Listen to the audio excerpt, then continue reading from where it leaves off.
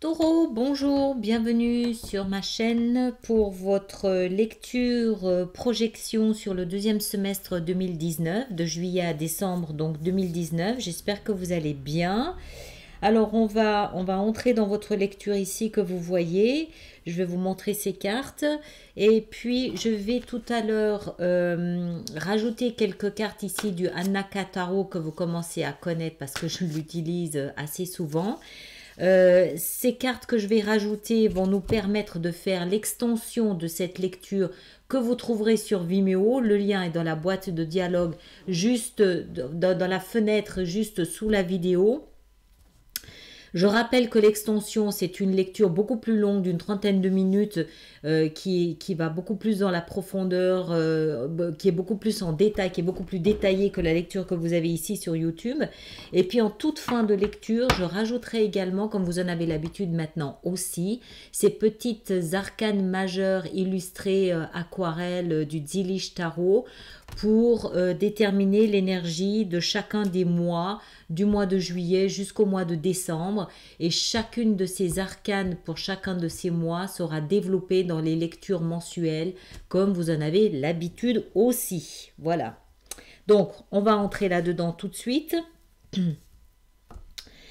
Par quoi est-ce que je vais commencer? Ici, vous en aviez deux, il y en a deux qui sont tombés, hein, donc je les laisse parce que j'imagine qu'elles ont leur importance. Alors, au cœur de votre lecture, alors oui, c'est pour les 6 prochains mois, d'accord? Donc, c'est extrêmement général. De plus, tous les taureaux ne vont pas forcément vivre la même chose. Donc, encore une fois, ça reste une lecture générale. C'est à vous d'avoir l'élasticité intellectuelle pour placer ça dans ce que vous vivez, l'adapter dans ce que vous vivez et ne pas adapter votre vie à la lecture. D'accord? Vous êtes maître, vous avez le libre arbitre de votre vie, de vos décisions. C'est la lecture qui s'adapte ou pas à votre vie et pas l'inverse. On est d'accord? Alors, durant ces 6 prochains mois, votre énergie centrale, le cœur de votre lecture, c'est cette reine d'épée. J'ai l'impression qu'elle est extrêmement importante pour vous durant ces 6 prochains mois. Alors, il peut s'agir d'une personne d'un signe d'air, Gémeaux, Balance et Verseau, ou il s'agit de quelqu'un qui a les caractéristiques du signe d'air, c'est-à-dire quelqu'un d'intellectuel, d'analytique, quelqu'un qui pense, quelqu'un de mental, quelqu'un qui réfléchit avant d'agir, quelqu'un qui réfléchit avant de parler, quelqu'un qui a la communication facile, quelqu'un qui écrit, quelqu'un qui est dans un domaine d'activité peut-être qui a un rapport avec l'écriture, avec la loi, avec la décision à prendre, des choses comme ça. Ça peut aussi être votre énergie et je pense que c'est comme ça que je vais le lire. Je n'aime pas partir sur des signes parce que je trouve que c'est super restrictif. Même si, voilà, on ne peut pas exclure qu'une personne d'un signe d'air, homme ou femme, ait une importance particulière pour vous durant ces 6 prochains mois. Si c'est votre énergie, ça veut dire que vous entrez dans une... C'est comme si vous mettiez un manteau de compétences, de capacités intellectuelles exacerbées durant ces 6 prochains mois. Ce que je veux dire par là, c'est que vous êtes dans une position, on le comprend avec les deux cartes, on le comprend avec les cartes qui sont ici, vous êtes dans une position où vous devez réfléchir avant d'agir. Vous êtes dans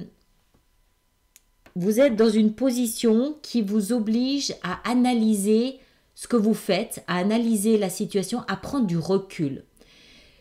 La reine d'épée est connue pour être, enfin on la décrit comme la reine, la divorcée, la femme divorcée, la veuve, ce genre d'énergie-là. Homme ou femme, d'accord? Indépendamment que vous soyez un homme ou une femme. Ce que ça signifie, c'est que en fait, c'est pas que vous êtes seul, mais vous allez agir de manière à protéger, à préserver vos intérêts. C'est comme si vous étiez seul, homme ou femme, à devoir défendre vos intérêts. Vous n'allez pas vous engager sur un coup de tête durant ces 6 prochains mois. Il n'y a pas de cœur ici, d'accord? Il y a du mental. Donc, c'est pas le cœur, c'est pas les émotions qui vont vous faire vous engager, c'est la tête qui va d'abord analyser la situation, les circonstances, l'environnement, les personnages autour de vous avant de vous engager. Ce qui ne veut pas dire que vous n'allez pas aimer, c'est pas ça. Ça veut dire que comment est-ce qu'il faut que je l'explique pour bien faire saisir cette énergie toute particulière. Vous entrez dans une période où vous savez que c'est important. De gros enjeux sont à la clé de cette période. Donc vous marchez, c'est pas que vous marchez sur des œufs, mais chaque chose que vous allez faire, chaque pas que vous allez faire, vous allez d'abord l'analyser pour savoir est-ce que c'est juste, est-ce que c'est ce que vous voulez, est-ce que ça fait du tort à quelqu'un, est-ce que ça fait du tort à vous, est-ce que c'est dans votre intérêt, est-ce que, voilà, vraiment très analytique durant ces prochains mois. Vous allez comprendre un petit peu mieux avec ce qui se passe ici autour de vous. Je continue. De là d'où vous venez, vous étiez comme désœuvré. D'accord? Ça, c'est la position du challenge. C'est le passé, c'est ce que vous avez eu à dépasser. Vous avez la roue de fortune. Ce qui veut dire qu'à un moment donné, vous étiez dans une telle position que vous étiez inactif ou inactive. Et c'est la vie qui a tourné la roue en votre faveur dans une certaine direction. Ce qui revient à dire que là où vous êtes aujourd'hui n'est pas forcément l'endroit que vous aviez choisi d'être, où vous aviez choisi d'être, mais c'est l'endroit où vous devez être. D'accord? Ce que je veux dire par là, c'est qu'il y a probablement un décalage entre ce que vous pensiez ou ce que vous aviez projeté ou ce que vous vouliez et ce que vous avez maintenant. C'est pour ça que vous devez analyser. Ok? C'est comme si la vie vous avait pris par la main et vous avez dit, voilà, ça c'est l'endroit où tu dois être, ça c'est l'endroit où tu dois réaliser ta mission, où tu dois te réaliser, où il y a des choses à faire pour toi, c'est ta place dans l'univers, dans la vie, c'est ton endroit, c'est là où tu dois être. Et il y a comme une espèce d'effet de surprise où, ah bon, je m'attendais pas à ça, c'était pas ce que j'avais prévu, c'était pas ce que j'avais planifié, mais bon, ok, mais du coup, j'ai besoin d'analyser un petit peu ce qui se passe. D'accord? J'avance délicatement et pas fragilement, mais j'avance délicatement, prudemment, parce que je ne connais pas cet endroit. Je ne sais pas je ne sais pas quels sont les dangers de cet endroit. Je ne sais pas non plus ce que j'ai à gagner à être dans cet endroit. Vous découvrez, c'est comme si vous découvriez l'endroit où vous êtes et du coup vous êtes en train d'analyser tout ce qui s'y passe. Un peu comme quand on déménage dans une autre ville, il y a toujours une période d'adaptation où on découvre l'épicier du coin, où on découvre les voisins, on découvre le petit square en bas de la rue. Il y a toujours, c'est comme si vous étiez en train de découvrir, mais mentalement, d'accord? Ça ne veut pas dire que les émotions vont suivre, mais après. Pour l'instant, analyse. J'analyse ce qui se passe autour de moi. Pourquoi? Parce que, donc ça c'est d'où vous venez. C'est un peu brouillon, ma façon de procéder, tant pis, j'assume. L'énergie sous-jacente durant ces 6 prochains mois, c'est la justice. Arcane majeur. Arcane majeur ici aussi et encore une autre arcane majeure, les amoureux. D'accord? Vous avez comme énergie durant ces 6 prochains mois pour vous soutenir, vous aider, vous avez la justice. La justice, c'est celle qui va rééquilibrer les plateaux de la balance. Justice vous est faite par cette roue de fortune. Vous êtes là où vous êtes aujourd'hui, la roue de votre vie s'est mise en route, en branle, parce que c'était juste, parce que c'était là. Ce qui se passe est juste. Ce qui se passe est juste. Et en plus, j'ai le sentiment que c'est quelque chose que vous n'espériez plus. C'est quelque chose que vous n'attendiez pas. C'est comme si vous découvrez que vous avez obtenu plus que ce que vous pensiez obtenir. Du coup, vous êtes un peu déboussolé. Ça, c'est la logique. C'est l'analyse, c'est la logique. Vous avez besoin de comprendre ce qui se passe.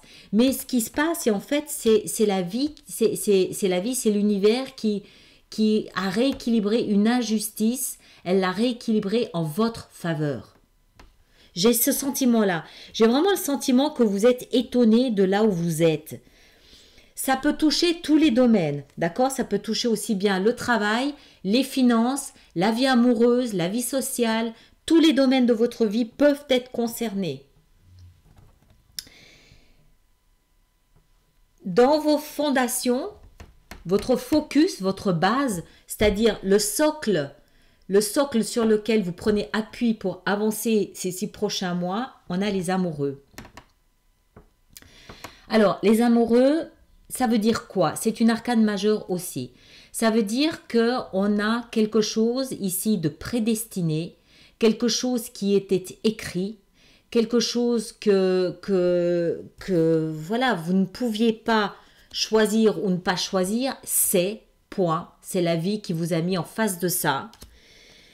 C'est une rencontre avec quelqu'un qui reflète qui vous êtes.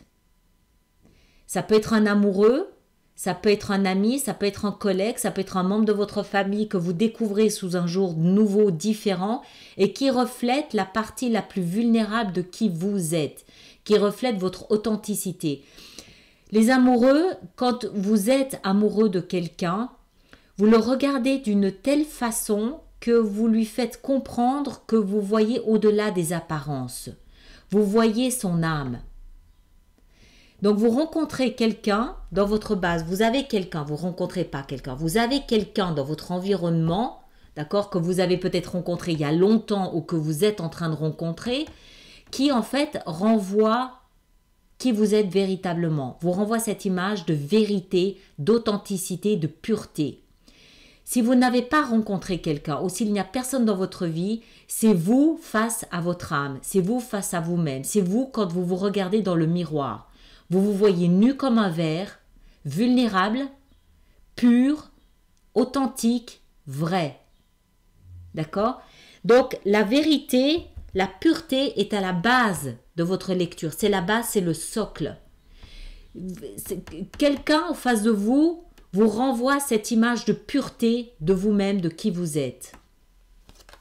Encore une fois, c'était destiné. D'accord?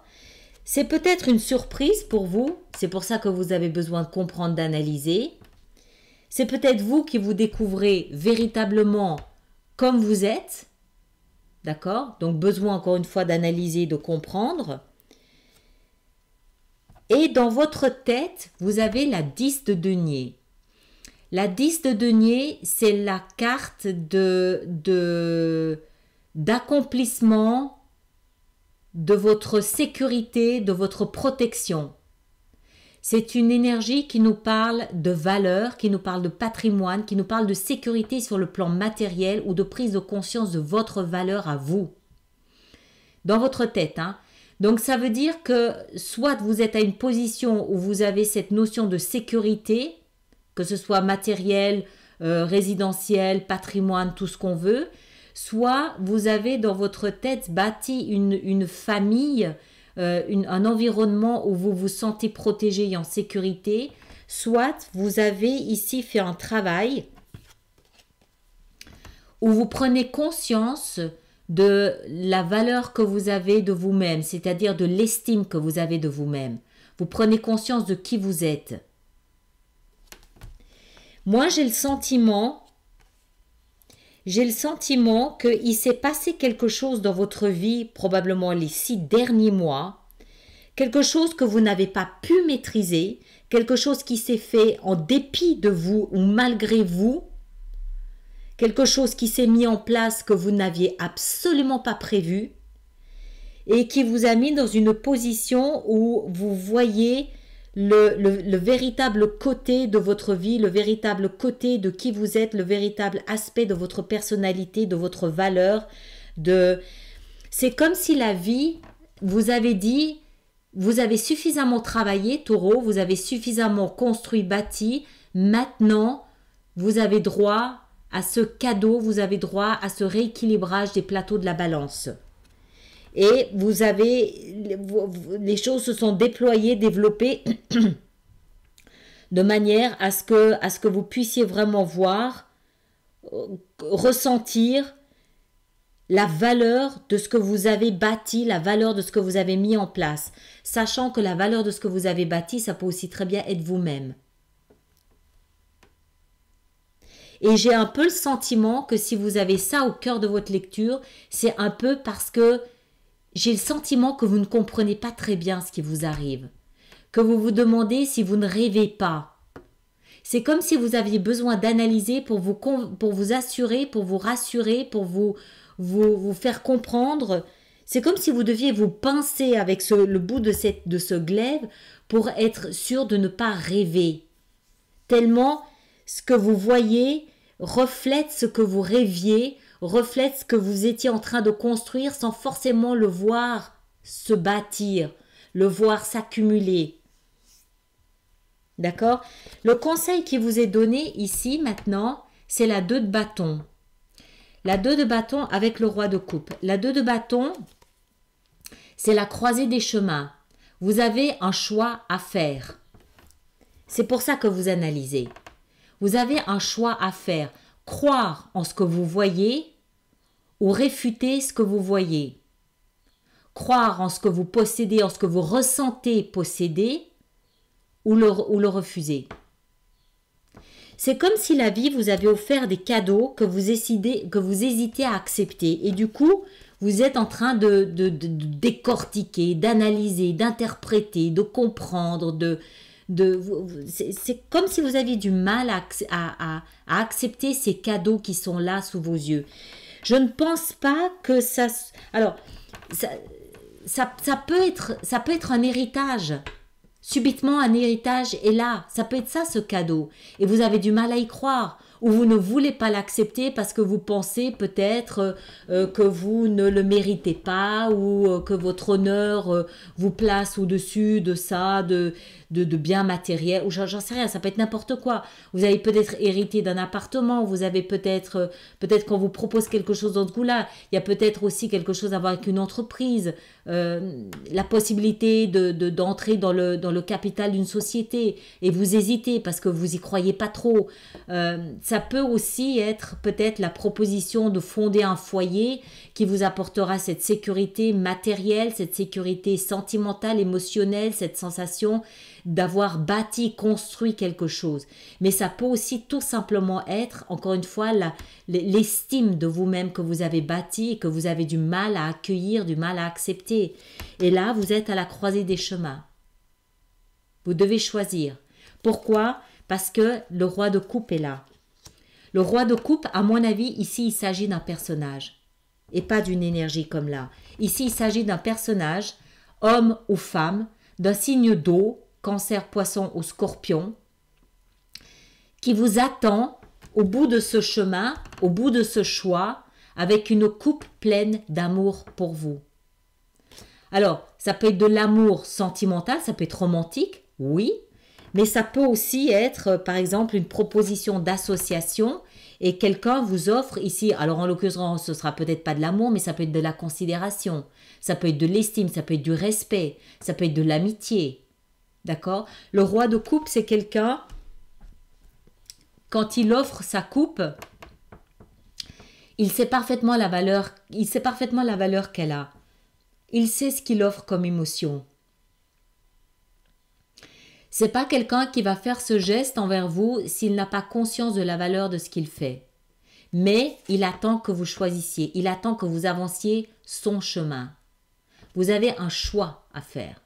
Soit vous allez cueillir cette coupe, soit vous restez derrière dans cette analyse interminable et vous réfutez les cadeaux que la vie vous offre d'une certaine façon. D'accord? Donc encore une fois, ça peut être romantique, mais pas obligatoirement non plus. Je vous rappelle que c'est très général. Placez-le en fonction de ce que vous vivez. Mais pour moi, ça c'est un personnage qui vous attend. Un personnage qui a cette caractéristique d'un roi, c'est-à-dire quelqu'un qui se maîtrise, quelqu'un qui sait ce qu'il fait, quelqu'un qui sait ce qu'il veut, quelqu'un qui s'assume. Un roi, c'est quelqu'un qui prend des décisions et qui engage les autres. Donc c'est pas un adolescent, c'est pas le valet, d'accord? C'est pas un nouveau départ. C'est quelqu'un de mature qui sait ce qu'il fait et qui vous attend. Tout simplement qui vous attend. Alors, on va voir comment on peut faire cette extension maintenant ici. Alors, la justice pour commencer. Qu'est-ce qu'on va mettre sur la justice? La justice, on a la droite bâton. Très bien. Donc, je rappelle que ces explications sont développées sur Vimeo.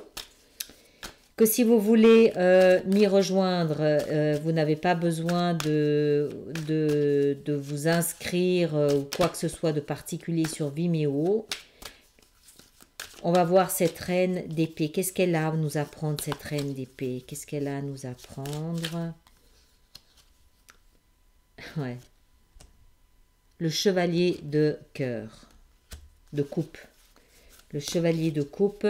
Pour beaucoup, il va s'agir quand même plus de la roue de fortune, la 10 de bâton. Voilà ce que vous avez lâché derrière vous.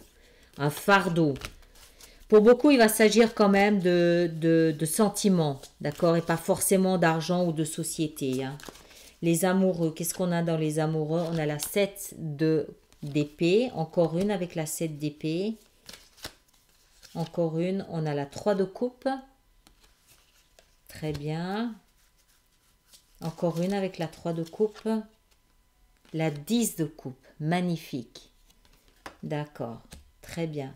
Vous avez bâti. Ça me prouve que vous avez bâti et construit ce que vous avez là maintenant. C'est pas un hasard si vous en êtes là où vous êtes. La 10 de denier. Qu'est-ce qu'on a sur la 10 de denier? On a la 9 de denier. Et qu'est-ce qu'on a avec la 2 de bâton et le roi de coupe?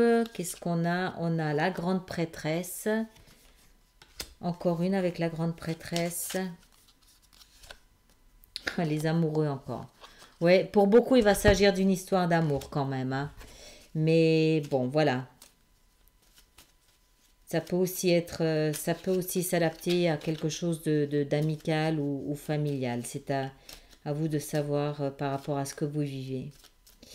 Alors, le mois de janvier, voyons voir ce mois de janvier, ce qu'il nous réserve, amis taureaux.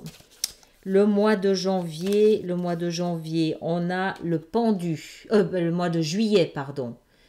Le mois de juillet, on a le pendu. Au mois d'août, on a la ça c'est le jugement. D'accord, c'est le jugement. Le pendu, le jugement, donc un grand réveil au mois d'août. Au mois de septembre, on a la tempérance. Au mois d'octobre, on a l'ermite. Au mois de novembre, on a la force. Et en décembre, le chariot. D'accord. Ok. Alors, c'est en fin d'année qu'il va y avoir un gros boost. Et entre cet automne, ça va être très doux. Il va y avoir beaucoup de douceur ici cet automne pour vous. Entre la tempérance et l'ermite, beaucoup de douceur. J'ai le sentiment. Attends, regardez encore une fois les amoureux. D'accord? Voilà, donc je m'arrête là. Pour ceux qui me suivent sur Vimeo, le lien est là-dessous. Pour les autres, on se retrouve au mois de juillet pour développer l'énergie du pendu comme vous en avez l'habitude maintenant. Merci de partager, merci de liker et à très bientôt. Merci.